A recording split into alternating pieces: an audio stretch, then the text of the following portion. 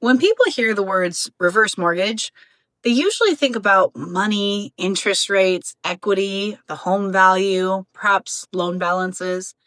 And those things matter, of course they do. But after sitting in front of tons and tons of people on Zoom calls, at the kitchen table, in living rooms, in conference rooms, I've realized something isn't talked about nearly enough. A reverse mortgage isn't actually really about the money. It's about what the money makes possible. And that's why I believe it's one of the most emotional financial products in existence. Home is more than four walls. I've never had a client say, I've always dreamed of getting a reverse mortgage. Not once. What they tell me is, I just don't want to leave my home. I just don't want to be a burden on my kids. I want to retire like I mean it. I want to enjoy retirement. I'd love to fix the house up so I can stay here safely and have the kitchen I always dreamed about. Or I just want to breathe again. That's the real conversation, because a home isn't just a financial asset. It's where you brought up your babies. Maybe you brought them home from the hospital in this home. It's where Christmas mornings happened. It's where a simple morning over coffee happened, where your grandchildren learned to bake cookies. And sometimes it's the place where you held your spouse's hand before they passed away. How can you put a dollar amount on that? You can't. The best lesson I ever learned was from one of my mentors, Monty Howard. He had a presentation I'll never forget.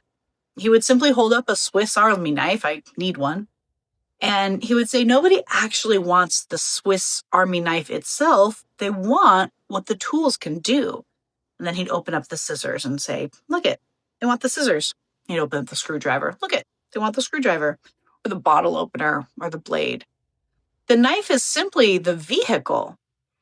And that lesson has stayed with me because it's exactly how I think about reverse mortgages now. They're really customizable. And nobody wants a reverse mortgage. Nobody really wants a mortgage to begin with, but they want the life that it helps create. They want the freedom and the choices and perhaps the security so they can sleep at night. They want to be able to not wonder how everything is going to work out financially. And the loan itself is just the tool to get you there. Sometimes you really can have your cake and eat it too. And when it comes to reverse mortgages, that's kind of how it works. It's not sell the house for the equity. It's stay in the house and also still get the equity without incurring a new payment. Sometimes people are looking for, how do I help my family or protect my own financial future? In a lot of people's minds, those are either or questions. And with the reverse mortgage, it changes it into both and options, or win-win solutions. Stay in the house and get some of the equity out without incurring a new payment. And without incurring a new payment in 10 years either. Hello, HELOCs, not my favorite thing, at least not for retirement years. And yes, make the home remodeling repairs and leave your kids a better inheritance because you did so.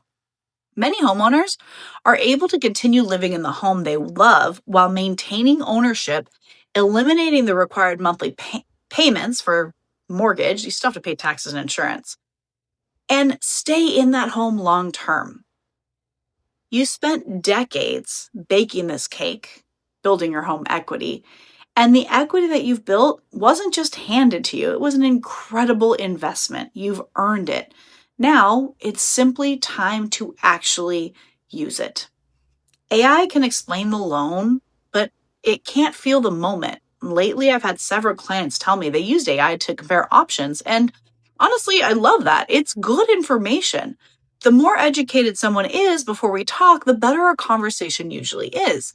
But interestingly, AI and I often reach many of the same conclusions about which loan financially may make the most sense.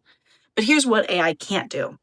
It can't hear the pause in your voice when you talk about leaving the home that you shared with your husband for 40 years. It can't notice when somebody smiled for the first time because they realized they wouldn't have to drain their retirement savings. It wouldn't recognize what sounded like a question about interest rates is actually a question about long-term security.